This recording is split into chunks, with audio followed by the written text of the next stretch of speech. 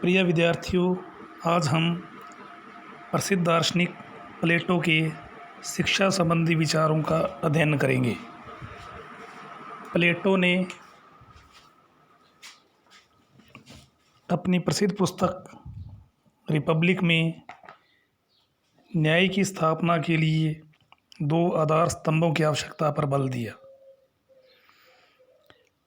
जिनमें से प्रथम को शिक्षा सिद्धांत और द्वितीय को साम्यवाद कहा जाता है।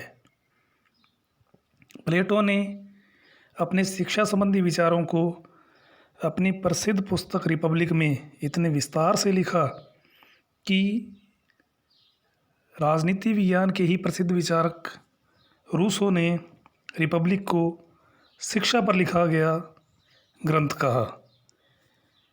प्लेटो के अनुसार एक आदर्श राज्य नागरिकों के श्रेष्ठ चरित्र पर ही स्थिर रह सकता है और नागरिकों में सच्चरित्र और सद्गुणों का विकास शिक्षा द्वारा ही संभव है।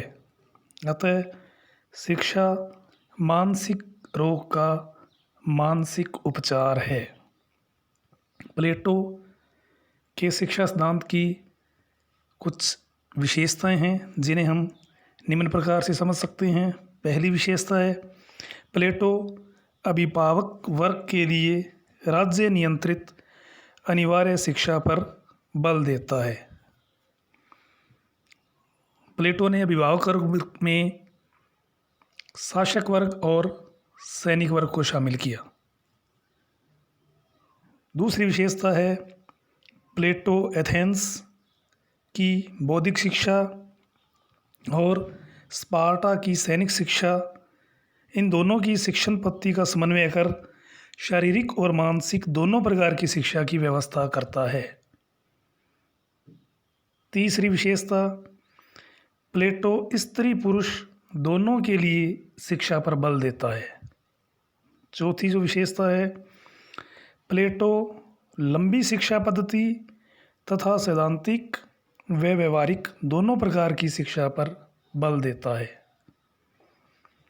उपरोक्त विशेषताओं से युक्त प्लेटो अपनी शिक्षा योजना को प्रस्तुत करता है और उसे सैद्धांतिक और व्यवहारिक दो भागों में बांटता है। प्लेटो सैद्धांतिक शिक्षा को भी दो भागों प्रारंभिक शिक्षा और उच्च शिक्षा में विभाजित करता है। प्रारंभिक शिक्षा को प्लेटो पुनः दो भागों में बांटता है। 7 से 18 वर्ष की आयु तक व्यायाम और संगीत पर बल देता है और 18 से 20 वर्ष की आयु तक सैनिक शिक्षा पर बल देता है। उसके बाद परीक्षा की व्यवस्था करता है। इस परीक्षा में उत्तीर्ण होने पर ही उच्च शिक्षा में प्रवेश प्लेटो के अनुसार दिया जाएगा। जो व्यक्ति असफल रहेंगे उनकी छोटे छोटे पदों पर नियुक्ति कर दी जाए, ऐसा प्लेटो का मानना था। इस परीक्षा में उत्तीर्ण होने वाले व्यक्तियों को 20 से 30 वर्ष की आयु तक अंकगणित, ज्यामिति, मनोविज्ञान, दर्शनशास्त्र आदि की शिक्षा देने पर बल देता है। प्लेटो ज्यामिति की शिक्षा को विशेष महत्व देता है। प्लेटो की शिक्षण संस्था, जिसका नाम अकादमी था,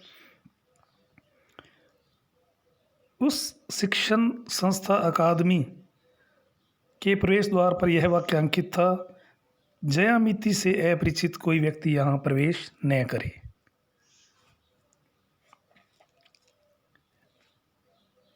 इसके पश्चात 30 वर्ष की आयु तक शिक्षा ग्रहण करने के बाद प्लेटो पुनः परीक्षा का प्रावधान करता है।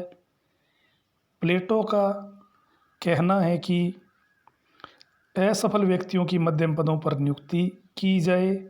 केवल परीक्षा में सफल व्यक्तियों को ही 30 से 35 वर्ष की आयु तक द्वंद्व और दर्शन की शिक्षा दी जाए। इस संदर्भ में क्वायर नामक विद्वान ने लिखा है कि दर्शन प्रौढ़ावस्था के लिए है, युवावस्था के लिए नहीं। 35 वर्ष की शिक्षा के बाद प्लेटो पुनः परीक्षा की व्यवस्था करता है और सफल व्यक्तियों को ही 15 वर्ष तक व्यवहारिक शिक्षा देने पर बल देता है। इस प्रकार 50 वर्ष की आयु तक जीवन की सभी परीक्षाओं में खरे उतरने वाले लोक व्यवहार और शास्त्रों का गंभीर ज्ञान रखने वाले दार्शनिक ही प्लेटो की दृष्टि में शासक बनने के अधिकारी हैं। इस प्रकार प्लेटो ने एक लंबी सैद्धांतिक और व्यवहारिक युक्त शिक्षा की कल्पना की। प्लेटो की इस शिक्षा पद्धति या शिक्षा संबंधी विचारों की विभिन्न विद्वानों द्वारा निम्न आधारों पर आलोचना भी की जाती है। जैसे पहली आलोचना यह की जाती है कि प्लेटो की शिक्षा योजना में सभी वर्गों की शिक्षा के लिए व्यवस्था नहीं है, केवल अभिभावक वर्ग की शिक्षा की ही बात प्लेटो ने की। दूसरी आलोचना यह की जाती है कि प्लेटो की शिक्षा योजना में साहित्य को बहुत कम महत्व दिया गया है और कला और साहित्य पर अनुचित नियंत्रण की व्यवस्था की गई है। इसी प्रकार प्लेटो की शिक्षा योजना सैद्धांतिक अधिक और व्यवहारिक कम है। इसके अलावा प्लेटो की शिक्षा योजना को लंबी, उबाऊ और खर्चीली भी कहा जाता है और इसके अलावा प्लेटो की शिक्षा योजना अत्यधिक केंद्रित है।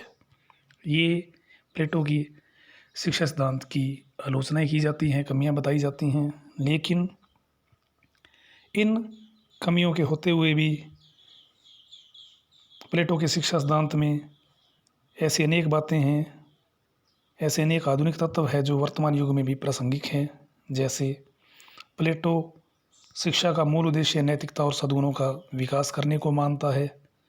वर्तमान युग में नैतिकता का ह्रास हो रहा है, ऐसे में प्लेटो के उद्देश्य को पुनः अपनाने की आवश्यकता है।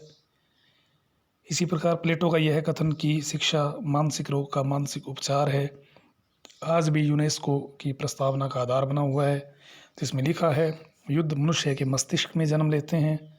यदि शिक्षा द्वारा मनुष्य के मस्तिष्क में शांति स्थापित कर दी जाए तो स्थायी अंतर्राष्ट्रीय शांति की स्थापना संभव है। प्लेटो का शिक्षा सिद्धांत हमें बताता है कि शासक को शिक्षित, सर्वगुण संपन्न और सद्गुणी होना चाहिए। यह आज के संदर्भ में भी प्रासंगिक है।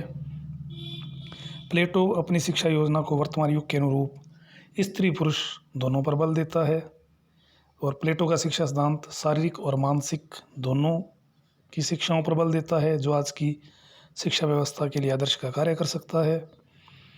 और प्लेटो का यह कथन सत्य प्रतीत होता है कि शिक्षा द्वारा न्याय की स्थापना समाज में संभव है। तो ये था आज प्लेटो की शिक्षा सिद्धांत संबंधी चर्चा।